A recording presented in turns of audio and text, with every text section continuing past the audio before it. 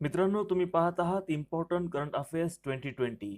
आजच्या या भागामध्ये डिसेंबर 2020 या महिन्यातील महत्त्वाच्या चालू घडामोडींची माहिती आपण जाणून घेणार आहोत. आंतरराष्ट्रीय, राष्ट्रीय आणि राज्य स्तरावरील वेगवेगळ्या क्षेत्रातील महत्त्वाच्या घडामोडींची माहिती आजच्या या भागामध्ये आपण माहिती करून घेणार आहोत. त्यामुळे सुरुवातीपासून शेवटपर्यंत आजचा व्हिडिओ काळजीपूर्वक पहा. नमस्कार मित्रांनो, मी सागर घालमे माझ्या स्पर्धा गुरु या युट्यूब चॅनलमध्ये तुम्हा सर्वांचं मनपूर्वक स्वागत करतो. मित्रांनो, चॅनलला पहिल्यांदाच व्हिजिट करत असाल किंवा चॅनल सबस्क्राईब केला नसेल तर आवर्जून सबस्क्राईब करा आणि पुढील नवनवीन व्हिडिओच्या नोटिफिकेशन्स मिळवण्यासाठी बेल आयकॉनवरती टॅप करायला विसरू नका. चला तर मित्रांनो, आजच्या व्हिडिओला सुरुवात करूया. पहिलीच महत्त्वाची घडामोड, क्रीडा विश्वामधून बॉक्सर निशूवर 4 वर्षांची बंदी घालण्यात आलेली आहे. उत्तेजक द्रव पदार्थाचं सेवन केल्यामुळं राष्ट्रीय द्रव सेवन विरोधी संस्था म्हणजे नाडानं बॉक्सर निशूवर 4 वर्षांची बंदी घातलेली आहे. 4 वर्ष आता बॉक्सिंग खेळता येणार नाही. पुढील एक महत्त्वाची राजकीय घडामोड ज्यावरती निश्चित प्रश्न विचारला जाईल, देशातील सर्वात तरुण महापौर कोण? मित्रांनो, आताच देशातील एका मोठ्या शहरामध्ये महानगरपालिकेच्या निवडणुका झाल्या आणि त्यामध्ये देशातील सर्वात तरुण महापौर आता मिळालेला आहे. जाणून घेऊया सविस्तर. प्रश्न येईल, देशातील सर्वात तरुण महापौर कोण? आणि उत्तर आहे केरळमधील 21 वर्षांची मुलगी आर्या राजेंद्रन देशातील सर्वात तरुण महापौर एक मुलगी बनलेली आहे आणि महिला सबलीकरणाचं हे खूप महत्त्वाचं उदाहरण आहे. जाणून घेऊया अजून सविस्तर.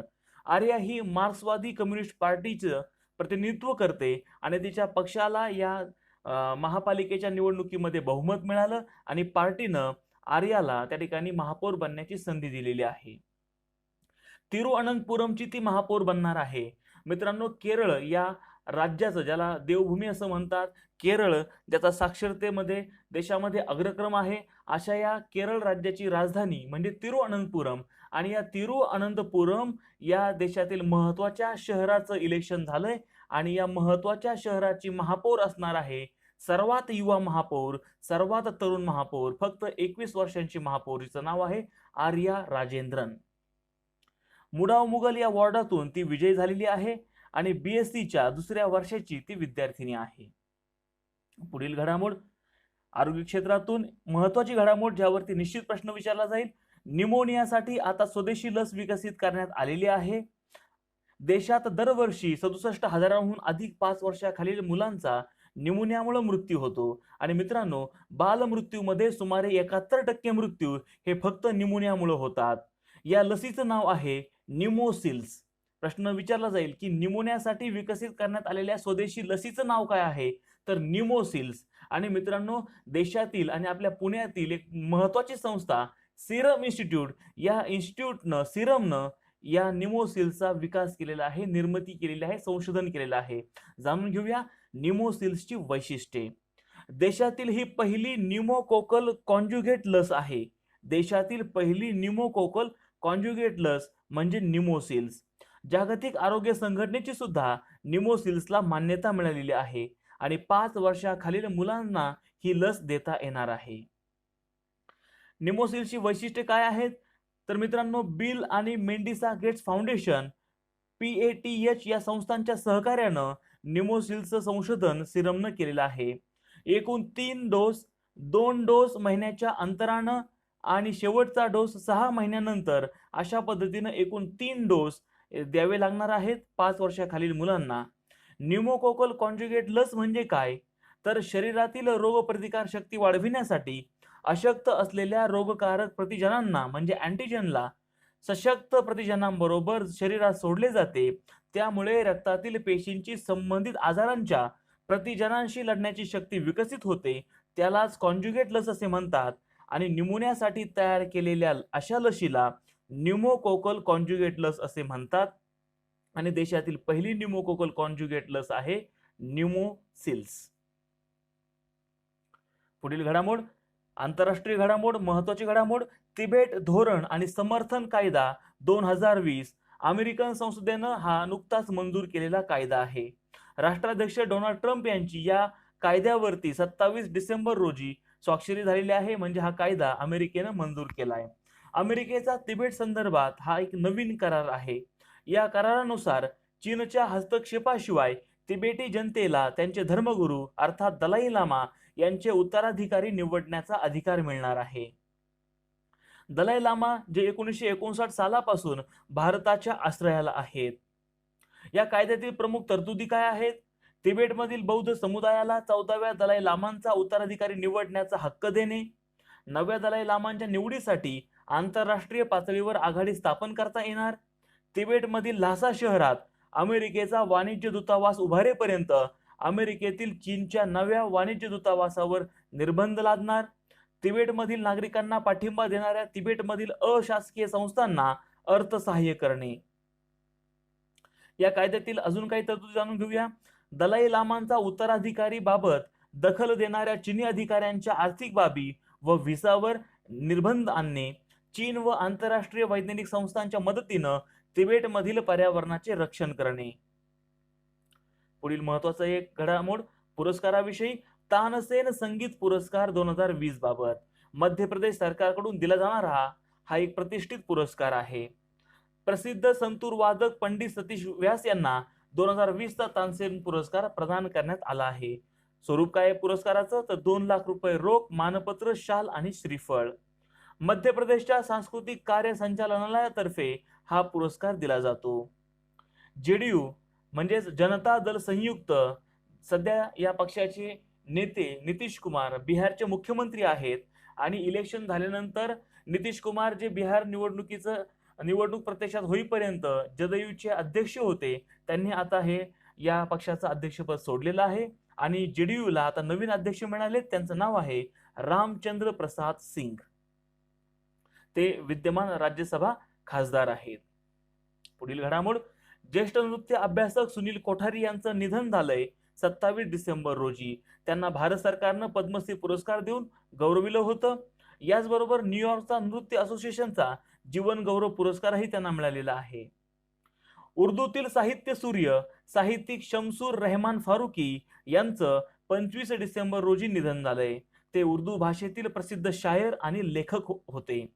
मुस्लिम धर्मातील अंधश्रद्धांवर कठोर शब्दांत त्यांनी प्रहार केलेले होते. 18व्या आणि 19व्या शतकातील मुस्लिमांच्या जीवन पद्धतीला आपल्या साहित्याच्या माध्यमातून त्यांनी मांडलं होतं. त्यांचा जन्म 15 जानेवारी 1935 रोजी झालेला होता. शवखू या नियतकालिकाचे ते संपादक होते. त्यांच्या साहित्यकृती जाणून घेऊया. कई चांद और थे सारे आसमां, गालिब अफसाने के हिदायत में आणि उर्दू का इब्तिदाई जमाना. पद्मश्री, सरस्वती सन्मान, साहित्य अकादमी पुरस्काराचे ते मानकरी होते. पुढील घडामोड. भारतातील हॉकीचं सर्वात मोठं स्टेडियम उभारलं जातंय ओडिसातील रूरकेला या ठिकाणी. सतनाम सिंग भामरा यांच्यावरती या खेळाडूवर 2 वर्षांची बंदी घातलेली आहे.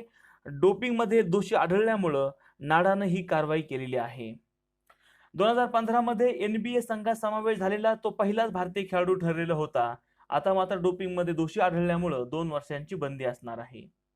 राष्ट्रीय क्रिकेट निवड समितीचे नवनियुक्त अध्यक्ष असतील चेतन शर्मा आणि सदस्य आहेत ॲबी कुर्विला आणि Debashish Mohanty.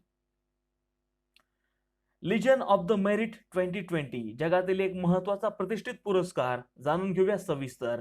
Legion of the merit 2020 बाबत. अमेरिकेचा हा एक सर्वोच्च पुरस्कार आहे आणि 2020 या पुरस्काराचे मानकरी आहेत आपले पंतप्रधान नरेंद्र मोदी.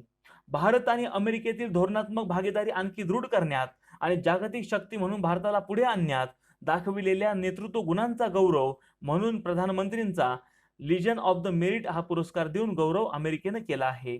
अमेरिकेचे राष्ट्राध्यक्ष डोनाल्ड ट्रम्प यांच्याकडून हा पुरस्कार जाहीर केला गेला. अमेरिकेतील भारताचे राजदूत तरनसिंग संधू यांनी प्रधानमंत्री मोदी यांच्या वतीनं हा पुरस्कार स्वीकारला. ऑस्ट्रेलियाचे पंतप्रधान स्कॉट मॉरिसन आणि जपानचे माजी पंतप्रधान शिंजो ॲबे यांना देखील हा पुरस्कार जाहीर झाला आहे. एक नवीन पुस्तक मार्केटमध्ये आलंय. या पुस्तकाचं नाव आहे सई. ज्येष्ठ लेखिका आणि दिग्दर्शिका सई परांजपे यांचं सई हे आत्मचरित्र आहे. A patchwork quilt, a collage of my creative life या नावानं सई हे इंग्रजीमध्ये त्यांचं आत्मचरित्र उपलब्ध असणार आहे. अमेरिकेच्या भविष्यातील चांद्र मोहिमा जाणून घेऊया. 2021 मध्ये अमेरिका आर्टेमिस 1 नावानं चांद्र मोहीम काढणार आहे. प्रक्षेपणाची चाचणी सुद्धा घेण्यात येणार आहे. या आर्टेमिस 1 मध्ये जे प्रक्षेपण आहे त्याची चाचणी घेण्यात येणार आहे.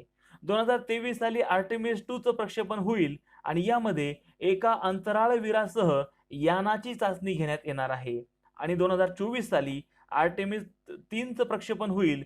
यामध्ये एका महिला अंतराळवीरासह अन्य अंतराळवीरांना प्रत्यक्ष चंद्रावरती पाठविण्यात येईल. मित्रांनो, आत्ताच डिसेंबरमध्ये चांगई 5 नावाचं चीनचं त्या ठिकाणी चांद्र मोहीम यशस्वी झालेली आहे. आणि चांगईचा मुख्य उद्देश होता चंद्रावरील मातीचे नमुने पृथ्वीवरती आणणं आणि चांगईनं ते सक्सेसफुली मिशन त्या ठिकाणी पूर्ण केलेलं आहे. 85 किलो वजनाचे त्या ठिकाणी मातीचे नमुने किंवा चंद्रभूमीवरील त्या ठिकाणी खडकांचे नमुने पृथ्वीवरती आणण्याचं या आर्टेमिसचा त्या ठिकाणी उद्देश आहे. पुढील घडामोड, ज्येष्ठ नेते मोतीलाल व्होरा यांचं 21 डिसेंबर रोजी निधन झालंय. काँग्रेसचे ते 18 वर्ष कोषाध्यक्ष होते. त्यांचा जन्म 20 डिसेंबर 1928 रोजी राजस्थानच्या नागौर जिल्ह्यात झाला. नवभारत टाइम्स, नागपूर टाइम्स मध्ये त्यांनी सुरुवातीच्या काळामध्ये नोकरी केली आणि नंतर त्यांचा राजकारणात प्रवेश झाला. मध्य प्रदेशचे ते 2दा मुख्यमंत्री राहिले. 13 मार्च 1985 ते 13 फेब्रुवारी 88 आणि 25 जानेवारी ते 9 डिसेंबर 89 या कालावधीमध्ये ते मध्य प्रदेशचे मुख्यमंत्री होते. राजीव गांधी यांच्या काळात 1988 ते 89 दरम्यान ते केंद्रीय आरोग्य मंत्री सुद्धा राहिले. उत्तर प्रदेशचे राज्यपाल 1993 ते 96 या कालावधीमध्ये ते होते. पुढील घडामोड, भरत राममूर्ती यांच्याविषयी. राष्ट्रीय आर्थिक परिषदेच्या सदस्यपदी नवनिर्वाचित अध्यक्ष जो बायडन यांच्याकडून भरत राममूर्ती यांची नियुक्ती करण्यात आली आहे. आर्थिक सुधारणा आणि ग्राहक संरक्षण विभागाचे ते उपसंचालक असतील. रुझवेल्ट इन्स्टिट्यूशन कॉर्पोरेट पॉवर प्रोग्रामचे ते सध्या व्यवस्थापकीय संचालक आहेत. एशियन ऑफ द इयर 2020 हा महत्वाचा पुरस्कार आदर पूनावाला यांना जाहीर झाला आहे.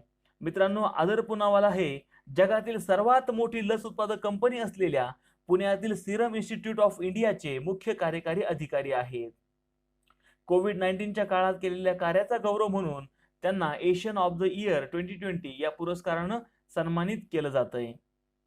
सिंगापूरमधील द स्ट्रेट्स टाइम्स या दैनिकाकडून हा पुरस्कार दिला जातो.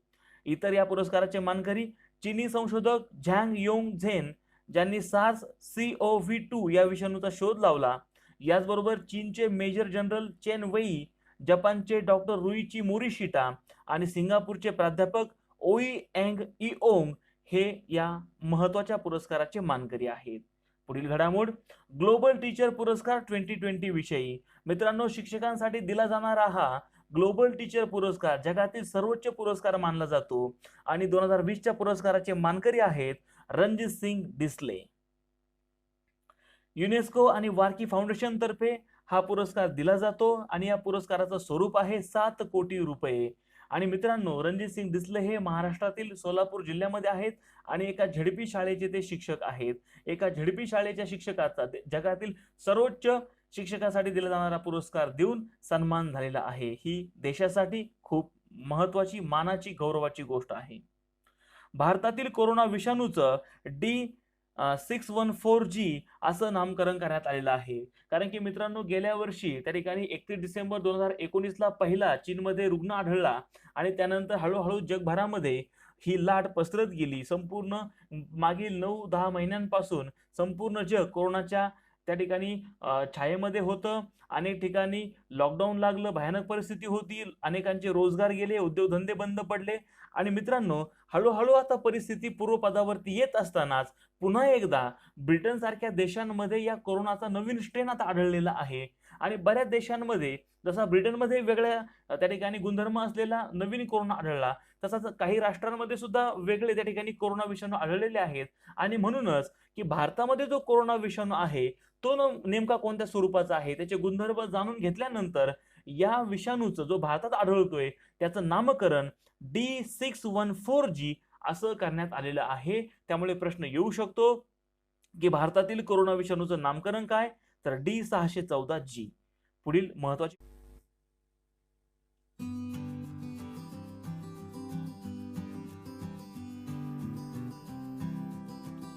The Spardha Guru GK app, now available on Google Play Store, updated, trusted and useful app for all competitive exam. Download and install.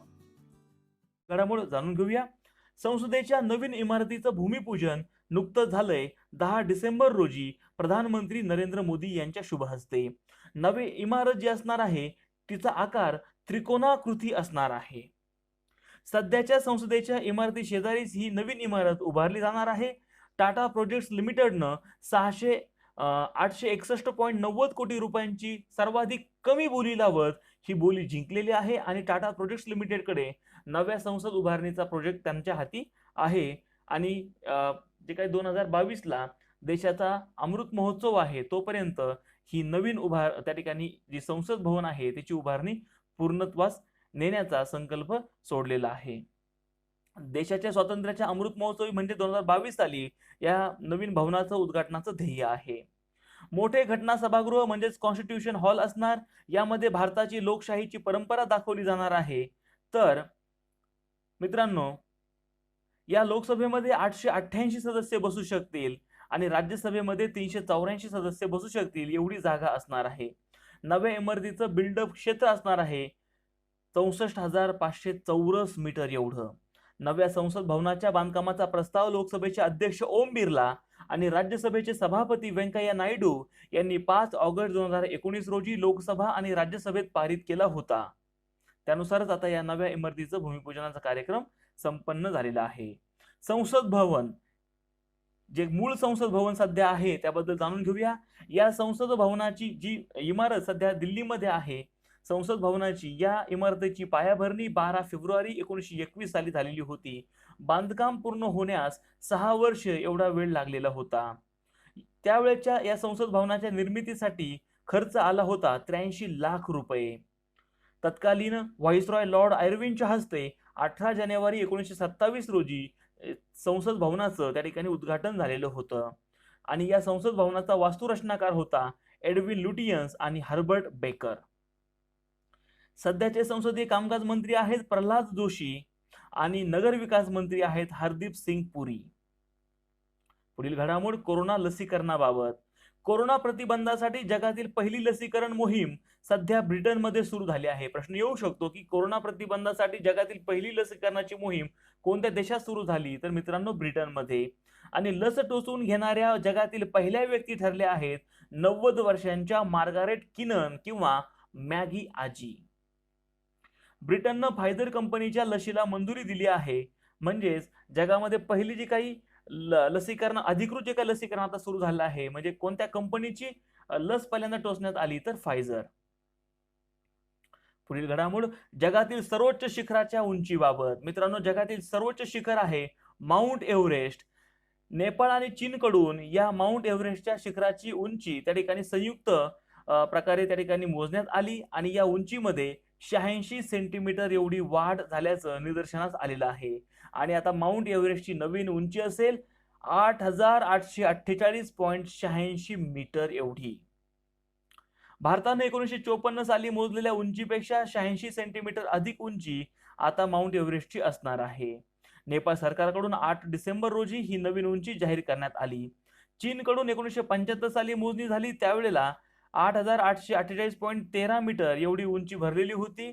2005 साली पुन्हा एकदा त्यांनी मोजणी केली, त्यावेळेला 8,844.43 मीटर एवढी त्या ठिकाणी कमी उंची या माउंट एव्हरेस्टची भरलेली होती. चीननं मोजलेली उंची नेपाळनं मोजलेल्या उंचीपेक्षा 4 मीटरनं कमी आहे. भारतानं 2017 साली एव्हरेस्ट शिखराची मोजणी संयुक्त रूपाने करण्याचा प्रस्ताव नेपाळ पुढे मांडला, मात्र नेपाळनं तो प्रस्ताव नामंजूर केला आणि त्यानंतर चीन आणि नेपाळ यांच्यामध्ये करार झाला. 13 ऑक्टोबर 2019ला उंची मोजण्याचा हा करार मंजूर झाला. जुमला गंगा आणि सागर माथाची उंची मोजण्याचं निश्चित करण्यात आलं. मित्रांनो, माउंट एव्हरेस्टला नेपाळमध्ये सागर माथा असंही म्हणतात. 2015 मध्ये 7.8 रिश्टर स्केलचा भूकंपाचा उंचीवर परिणाम होण्याची शक्यता त्या ठिकाणी वर्तवण्यात आली होती आणि याचमुळं ही उंची त्या ठिकाणी नव्यानं मोजण्यात आली आणि ही उंची त्या ठिकाणी वाढलेली आहे 86 सेंटीमीटरनं. WHO foundation. भारतीय वंशाचे आरोग्य तज्ञ डॉक्टर अनिल सोनी यांची WHO फाउंडेशनच्या मुख्य कार्यकारी पदावरती नुकतीच नियुक्ती झाली आहे. या पदाची सूत्र स्वीकारणारे ते पहिले भारतीय व्यक्ती आहेत. जागतिक पातळीवर आरोग्याबाबतच्या सर्वात गंभीर समस्या सोडविण्यासाठी ही संस्था जागतिक आरोग्य संघटनेबरोबर काम करणार आहे. कॅनडातील भारतीय वंशाचे खासदार राज चव्हाण यांची ब्रिटिश कोलंबिया विधिमंडळाचे सभापती म्हणून निवड झाली. या पदावर निवड झालेले ते भारतीय वंशाचे पहिले व्यक्ती आहेत. पुढील घडामोड, भारताची पहिली स्वदेशी बनावटीची विमानवाहू युद्धनौका विक्रांत. भारताची पहिली स्वदेशी बनावटीची विमानवाहू युद्धनौका कोणती? तर विक्रांत. नुकतीच निवृत्त झालेली पहिली इंग्लिश बनावटीची विमानवाहू युद्धनौका विक्रांत वरून या स्वदेशी बनावटीच्या विमानवाहू युद्धनौकेचं नामकरण करण्यात आलेलं आहे, विक्रांत. पुढील घडामोड, रवींद्रनाथ टागोर साहित्य सन्मान यंदाचा हा तिसरा पुरस्कार म्हणजे 2020चा हा तिसरा पुरस्कार ज्येष्ठ पत्रकार आणि लेखक राजकमल झा यांना जाहीर झाला आहे. The city and the sea या त्यांच्या कादंबरीला हा पुरस्कार जाहीर झालेला आहे. स्वरूप आहे $5,000 रोख, स्मृतिचिन्ह आणि प्रशस्ती पत्रक. महत्वाची घडामोड, कन्हाळगावला अभयारण्याचा दर्जा देण्यात आलाय. चंद्रपूर जिल्ह्यातील बल्लारपूर आणि गोंडपिंपरी तालुक्यातील कन्हाळगाव वन्यजीव अभयारण्याला राज्य वन्यजीव मंडळाची त्या ठिकाणी मान्यता मिळालेली आहे आणि कन्हाळगावला आता अभयारण्याचा दर्जा प्राप्त झाला आहे. राज्यातील कन्हाळगाव हे 50वे अभयारण्य ठरले आहे. प्रश्न येऊ शकतो की महाराष्ट्र राज्यातील 50वं अभयारण्य कोणतं? तर कन्हाळगाव. ते कोणत्या जिल्ह्यामध्ये आहे? तर चंद्रपूर. पुढील घडामोड, आंबेडकर हाऊस संग्रहालय जे लंडन मध्ये आहे. मित्रांनो, लंडन स्कूल ऑफ इकॉनॉमिक्स मध्ये 1921 ते 22 या कालावधीत डॉक्टर बाबासाहेब आंबेडकर शिकत असताना त्यांनी या ठिकाणी वास्तव्य केलेलं होतं आणि त्या घराचं आता त्या ठिकाणी वस्तू संग्रहालयामध्ये त्या ठिकाणी रूपांतर करण्यात आलेलं आहे. भारतीय लष्करामध्ये 2 नव्या पदांची निर्मिती झालेली आहे. एक आहे लष्कर उपप्रमुख व्यूहरचना विभागाचे. लष्करात पायाभूत सुधारणा घडवून आणण्याच्या उद्देशानं हे पद त्या ठिकाणी निर्माण करण्यात आलं आहे. लेफ्टनंट जनरल परमजीत सिंग हे पहिले लष्कर उपप्रमुख व्यूहरचना या विभागाचे असतील. दुसरं पद आहे युद्ध माहिती विभागाचे महासंचालक. पुढील घडामोड, गीत रामायणकार गदिमांचं आत्मचरित्र याबाबत. गदिमा म्हणजेच गदी माडगुळकर यांचं आत्मचरित्राचं नाव आहे वाटेवरल्या सावल्या. मित्रांनो, हे वाटेवरल्या सावल्या हे आत्मचरित्र आता इंग्रजीमध्ये उपलब्ध असेल. The shadows of solas on the path या नावानं वाटेवरल्या सावल्या त्या ठिकाणी गदिमांचं आत्मचरित्र आता इंग्रजी भाषेत सुद्धा उपलब्ध असेल. पुढील घडामोड, ज्येष्ठ अभिनेते रवी पटवर्धन यांचं नुकतंच निधन झालंय 6 डिसेंबर रोजी. गेली 50 वर्ष मराठी नाटक, चित्रपट, दूरदर्शन मालिका आणि हिंदी चित्रपट सृष्टीमध्ये त्यांनी कारकीर्द केली. अग्गबाई सासूबाई ही झी मराठीवरील या मालिकेमध्ये ते सध्या काम करत होते आणि त्यांच्या कारकिर्दीतील ही शेवटची मालिका ठरली. अरण्यक हे त्यांचं रंगभूमीवरील शेवटचं व्यावसायिक नाटक ठरलं. त्यांचा जन्म 6 सप्टेंबर 1937 रोजी झाला. त्यांच्या आयुष्यातील पहिला जो काही मराठी चित्रपट ठरला तो म्हणजे आशा असाव्या सुना. त्यांच्या गाजलेल्या भूमिका कोणत्या? तर सिंहासन, उंबरठा, बिनकामाचा नवरा, हरिओम विठ्ठला, अंकुश, तेजा, प्रतिघात, नरसिंहा आणि नजर यासारख्या चित्रपटांमध्ये त्यांनी केलेल्या भूमिका प्रचंड गाजल्या. एकच प्याला, कौंतेय, अपराध मीच केला, तुघलक, वीज म्हणाली धरतीला, शिवपुत्र शंभूराजे, अरण्यक, कथा कुणाची व्यथा कुणाला यासारख्या नाटकातील भूमिका सुद्धा त्यांच्या प्रचंड गाजल्या. पुढील घडामोड, चित्ता. चित्ता जो भारतामधून नामशेष झालाय या चित्त्याविषयी. भारतातून चित्ता नामशेष झाल्याचं अधिकृतरित्या 1952 मध्ये जाहीर करण्यात आलं. भारतात अखेरचा चित्ता छत्तीसगडमध्ये 1947 साली मरण पावला. मात्र मित्रांनो, काही ठिकाणी BBC मराठी नावाच्या एका पेपरमध्ये असा एक लेख आला होता की त्यामध्ये कोल्हापूरमध्ये जो काही किंवा भारतामधील जे काही संस्थानं होती त्याच्यामध्ये चित्त्यांच्या मदतीनं शिकार करण्याचा जो काही खेळ होता तो चालायचा. या एक लेखामध्ये असं म्हटलेलं आहे की कोल्हापूरमध्ये शेवटचा चित्ता 1960 साली मरण पावला. मात्र त्या ठिकाणी 1960 ही लक्षात असू द्या आणि 1947 सुद्धा. पुढील सविस्तर जाणून घेऊया आता चित्त्याबाबत. जगातील सर्वात वेगवान सस्तन प्राणी म्हणजे चित्ता. International union for conservation of nature या अंतर्गत चित्ता हा संवेदनशील प्राणी जाहीर करण्यात आलेला आहे.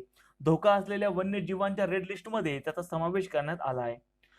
आता भारतामध्ये चित्ता त्या ठिकाणी आणला जाणार आहे संवर्धनासाठी आणि त्या ठिकाणी काही अभयारण्यांची पाहणी करण्यात आलेली आहे. मध्य प्रदेशातील शिवपूर जिल्ह्यातील कुनोपालपूर अभयारण्य, सागर जिल्ह्यातील नौरादेही अभयारण्य, मंदसौर नीमच जिल्ह्यातील गांधीसागर अभयारण्य आणि शिवपुरी जिल्ह्यातील माधव राष्ट्रीय उद्यान या उद्यानांची त्या ठिकाणी चित्त्याचं संवर्धन करण्यासाठी पाहणी करण्यात येत आहे. आणि सगळ्यात महत्त्वाचं मित्रांनो, सर्वोच्च न्यायालयानं सुद्धा चित्त्याला भारतामध्ये आणण्यास त्या ठिकाणी मान्यता दिलेली आहे.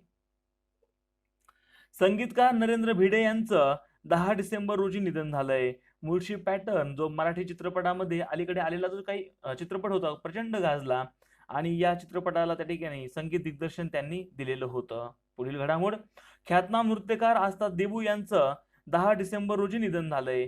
कथक आणि कथकली या दोन शास्त्रीय नृत्य प्रकारांचा संगम साधून एका अनोख्या नृत्य शैलीची त्यांनी निर्मिती केली. प्रश्न येऊ शकतो की कथक आणि कथकली मधून एक नवीन नृत्याविष्कार कोणी साकारला, तर आस्ताद देबू यांनी. त्यांचा जन्म गुजरातमधील नवसारी येथे 13 जुलै 1947 रोजी झालेला होता. 5 दशकं रसिकांच्या मनावर अधिराज्य गाजवणारा हा कलाकार प्रसिद्ध चित्रकार M.F. हुसैन यांच्या Meenaxi the tale of 3 cities या चित्रपटाला त्यांनी नृत्य दिग्दर्शन दिलेलं होतं. पद्मश्री पुरस्कार देऊन भारत सरकारनं त्यांना 2007 साली सन्मानित केलं. याचबरोबर 1995 साली प्रतिष्ठित असा संगीत नाटक अकादमी पुरस्कार सुद्धा त्यांना मिळाला होता. तर मित्रांनो, अशा पद्धतीने डिसेंबर 2020 या महिन्यातील महत्त्वाच्या चालू घडामोडींची माहिती आपण जाणून घेतली. अजूनही डिसेंबर महिन्यातील महत्त्वाच्या घडामोडी बाकी आहेत, त्यावरती आधारित व्हिडिओ लवकरच मी चॅनलवरती पोस्ट करील. तोही व्हिडिओ आवर्जून पहा. आजचा संपूर्ण व्हिडिओ तुम्ही पाहिला त्याबद्दल मी आपला आभारी आहे. मित्रांनो, तुम्हाला आजचा व्हिडिओ जर आवडला असेल तर नक्कीच व्हिडिओला लाईक करा, कमेंट्स करा, इतरही तुमच्या मित्रांना ग्रुप्समध्ये व्हिडिओ शेअर करायला विसरू नका आणि स्पर्धागुरू हा माझा चॅनल आवर्जून सबस्क्राईब करा. मित्रांनो, या सर्व नोट्स तुम्हाला आता एका क्लिकवरती उपलब्ध असणार आहेत.